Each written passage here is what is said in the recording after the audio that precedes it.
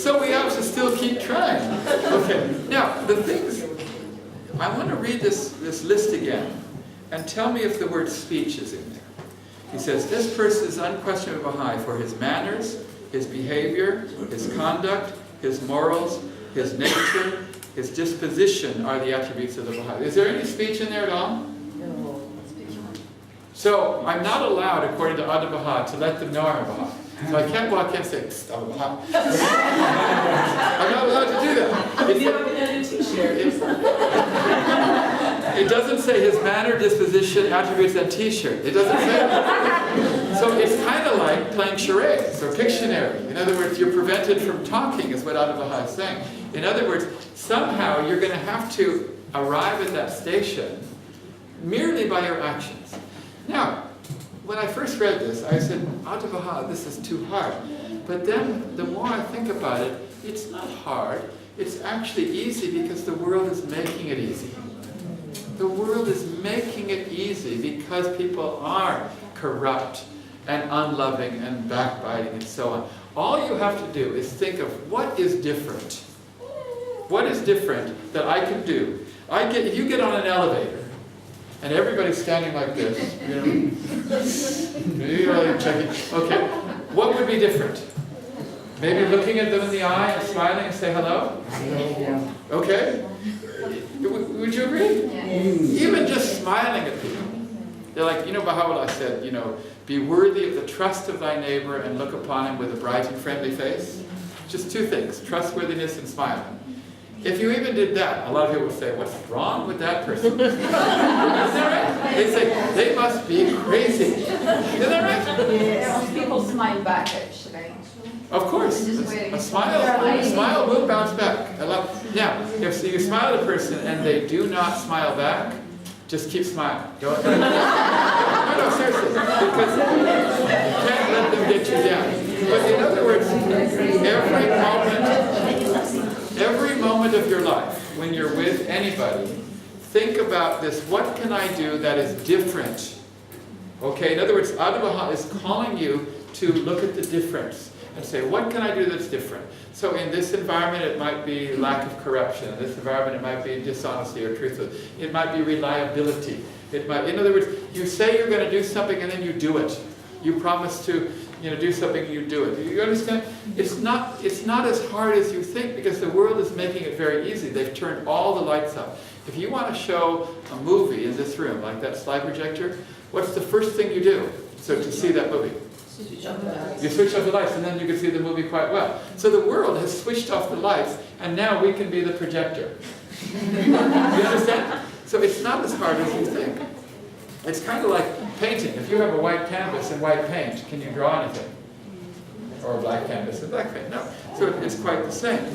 Another thing that we must learn to do is resist the tendency to respond in kind when people do negative things towards us. This is a very normal response. For example, the Kitabi Aqdas, Baha'u'llah says, if someone upbraids you, which means yells at you in anger, do not yell in anger back at them. Okay? Most of us, if someone yells at us, we yell back. And in any movie, that's what the hero will do. Isn't that right? Isn't that right? In any movie. In fact, usually in a movie, at some point, the hero will give the hard speech and tell the person just like that it is. And the person, of course, goes like that. In real life, that never happens. Okay. In real life, if you tell the person off, they punch you in the face or something like that. Okay, but for some reason, we learn to respond in kind. And Baha'u'llah prohibited in the Aqdas responding with anger to anger. He prohibits this. And I find that this is a very interesting thing because we tend to give people what they give us back. And Adab Baha'i said, always give the opposite back when they give you a negative thing. There's a saying in English, I don't know why they say it, that when somebody does them wrong, they say, I'm going to get them back, and they say, you have to fight fire with fire. I don't know if you've heard that saying, but they say it in America a lot. Oh, you got to fight fire with fire. And I think this is so stupid. Because if you're going to make an analogy, the analogy has to be true in the physical world. Okay. Believe it or not, you cannot fight fire with fire in the physical world. Any fireman knows that that's the only thing, that's the last thing you want. When there's fire, you can't fight it with fire. What does it do? It increases the fire. That's what it does. So when you say you've got to fight fire with fire, I say, no, you don't. I say, fire needs water or something that smothers its oxygen. It needs something else. So when there is fire coming at you, whether that be anger or whether that be dishonesty or something, do not respond in kind. So Al-Baha, he mentions this many times. Here's a statement where he says, do not respond in kind. He says, the loved ones of God must associate in affectionate fellowship with stranger and friend alike. Stranger and friend, affectionate fellowship? How many of you have affectionate fellowship with strangers? I'm reading it here. The friends of God must associate in affectionate fellowship with stranger and friend alike, showing forth to all the utmost loving kindness, disregarding the degree of their capacity, never asking whether they deserve to be loved. Okay, are there some people that don't deserve to be loved? Are there some people that are pretty bad? Okay, he says it doesn't matter. You don't even ask. You just love them no matter what they are. He says, in every instance, let the friends be considerate and infinitely kind.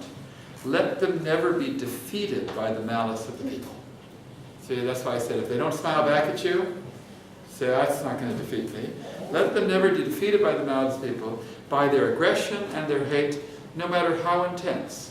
And here we come to the passage where he says, do not respond in kind. He says, if others hurl darts against you, what do you think you have to do? If others hurl darts against you, he says, offer them milk and honey in return. I don't think it's exactly milk and honey. Okay. But keep some milk and honey on you if you need it. Okay. But in other words, if they do something at you, they throw darts at you, our tendency is to want to throw darts back. And Al-Baha says, if they do that, offer them something. This will be a light in darkness. If anybody attacks you, criticizes you, insults you, hurts your feelings, does something from you, and you don't respond in kind, immediately that person and everyone else will say, this person is out of their minds.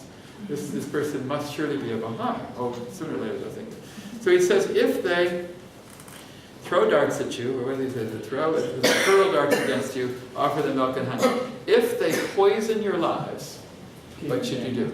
Give them honey. Give them honey? We already gave the honey. He said, if they poison your lives, sweeten their souls.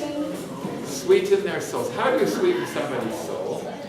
Do you have anybody that's poisoned your life? In various ways. They've hurt you, they've abused you, they've insulted you, they've hurt your feelings. Okay, those people, either you hate them, or at least you shun from them. But now Al-Baha says, you got to go and sweeten their souls. Is that fair? That's what he says. He says, if they poison, okay, if they injure you, what do you think you should do if they injure you? Give them balm. He says, teach them how to be comforted. He says, if they inflict a wound upon you, has anyone ever inflicted a wound upon you, either physically or mentally or emotionally? He says, be a balm to their sores. He's not just saying to avoid them, is he? He's saying to be proactively do the opposite to them. If they sting you, who stings you? I don't know. If they sting you, hold to their lips the refreshing cup. These are all analogies, right? But is this not amazing that Al-Baha says the exact opposite of whatever they do to you to do that? Now Jesus said this. He said if someone,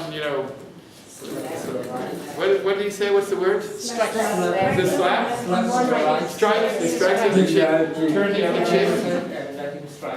What Christians do that these days? I know presidents, I'm not going to name any in particular, that fight whole wars, okay, in the name of Christ. And this is Christ's teaching. I mean, come on. This is the essence of the Baha'i faith, is action on this regard. So, I think that we have to understand that we need to learn that this is light against darkness. tomorrow it's a game. We're playing a game. It's like, do you play cricket in this country? Yes. Or do you like cricket? No. Do you like soccer? Do you like soccer? Yes. Or what do you call it? Football? What do you call it? Yes. Soccer. You call it soccer? Yeah. Okay. In other words, there's a team for and against, and you can play for either team. I remember reading one time, I think it was in South America somewhere, where one soccer player was playing, like in the World Cup, and they kicked the goal into their opponent's goal.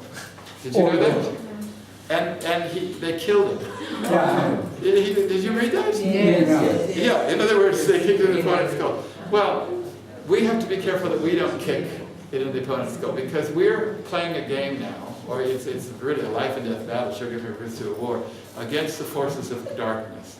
So every time we come across it, we have to say, what is the opposite? Abdu'l-Baha said, there's one passage, I can't remember where it is, in Paris Talks, where he said, if there's a thought of war, if someone has a thought of war, you should have a greater thought of peace against it. And it was a thought of this, a greater thought of that, a thought of this, a greater thought.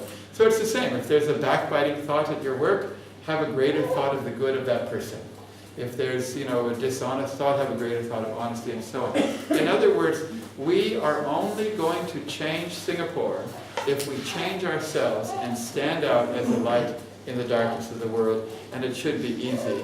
And we can do it by the 4 steps that Yogi Fendi said. Purify our hearts, abstain from hypocrisy, pray every day, and make a daily effort to achieve them.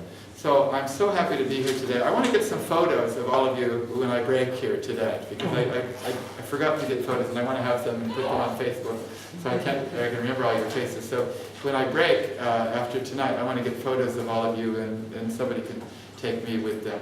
But I really enjoyed coming here, seeing your faces, and seeing the Baha'is in Singapore. This is the first time I've ever spoken in this country, and I find that the people here are very thoughtful. The questions that I'm getting, when we talk in the breaks and stuff, are really deep and pointed and very specific about their lives, which means that that this community has great capacity.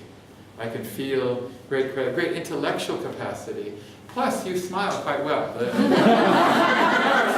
have a good smile. They told me I'm going to Finland next year for the summer school, and they told me in Finland not one person will smile. That's what they told me. The Baha'is told me. They said we don't smile because the Russians, the Finns, they're cold and they're very serious and like that. So I'm going to take a lot of photos of you guys tonight. When I'm in Finland, I'm going to keep looking at my Singapore photos.